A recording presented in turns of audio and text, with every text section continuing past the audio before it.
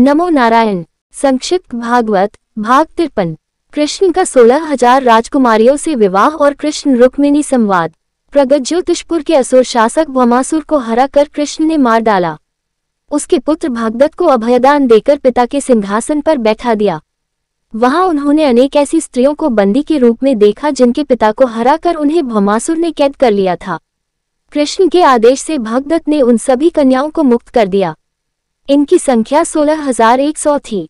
उन कन्याओं ने जब अपने मुक्तिदाता कृष्ण को देखा तो एक तो उनके रूप और गुण पर वे मोहित हो गईं। दूसरे, उन्हें मुक्ति के बाद अब अपने भविष्य की चिंता हो रही थी।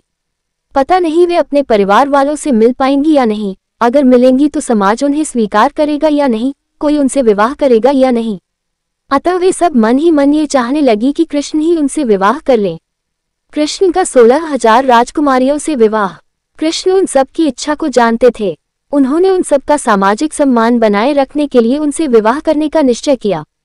इसलिए उन्होंने सुरक्षा और आदर के साथ पालकी में बैठा कर सबको द्वारका भेज दिया। इसके बाद वे स्वयं सत्यभामा के साथ स्वर्ग चले गए। जब वे द्वारका पहुंचे तब तक वे सभी द्वारका पहुंच चुकी थीं।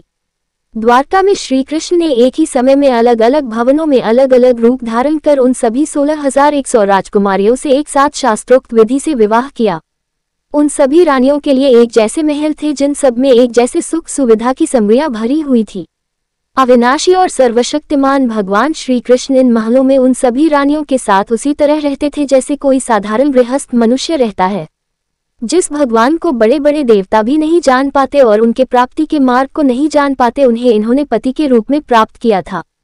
इस सब महलों में सैकड़ों दासियां रहती थीं, लेकिन ये सभी अपने पति की सेवा कार्य सदा अपने हाथों से ही करती थीं।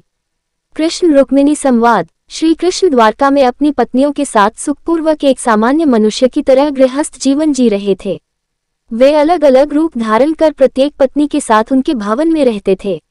एक दिन वे रुक्मिणी जी के साथ उनके पलंग पर आराम से बैठे हुए थे। रुक्मिणी जी उनकी सेवा कर रही थी। दासियों के रहते हुए भी वह पति की सेवा स्वयं अपने हाथों से ही करती थी। श्री कृष्ण ने परिहास मजाक के लिए रुक्मिणी जी से कहा कि वे रुक्मिणी जी सर्वगुण संपन्न हैं। शिशुपाल जैसे बड़े राजा उनसे विवाह के इच्छुक थे, लेकिन उन्होंने उसे छोड़कर कृष्ण को चुन लिया जिसमें कोई गुण नहीं है। न तो वे शिशुपाल की तरह उच्च कुल में उत्पन्न हैं, न ही उसकी तरह गुणवान है। वे कृष्ण दिखने में काले हैं, जरासंध के भय से ब्रज छोड़कर द्वारका में रहते हैं इत्यादि अपनी कमियां और रुक्मिणी जी से विवाह के लिए विवाह पूर्व इच्छुक पुरुषों की खूबियां बताकर कृष्ण जी ने रुक्मिणी जी से कहा कि उन्होंने कृष्ण को पति के रूप में चुनकर गलती कर दी और अगर वे अब भी चाहे तो इस गलती को सुधार सकती थी और शिशुपाल या किसी अन्य योग्य पुरुष से विवाह कर सकती थी।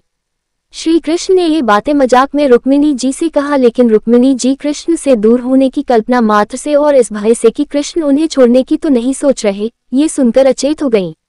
श्री कृष्ण ने देखा कि रुक्मिणी जी उनके मजाक को गंभीरता से लेकर इतनी दुखी हो गई है। उन्होंने तुरंत ही उन्हें उठाया और उन्हें प्रेम से समझाया और कहा कि तुम्हारी प्रेम भरी बातें सुनने के लिए ही मैंने हंसी मजाक में ये छलना की थी।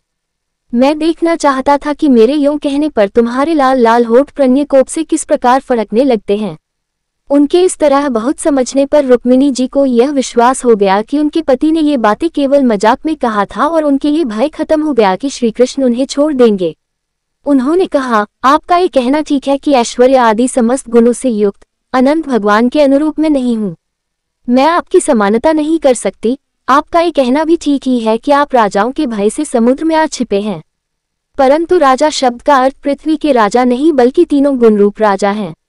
उद्धरण चिन्ह। इस तरह रुक्मिणी जी ने भगवान के परिहास में कहे गए वचनों की भक्ति भाव से व्याख्या की और उनके चरण कमलों में दृढ़ भक्ति का वरदान मांगा।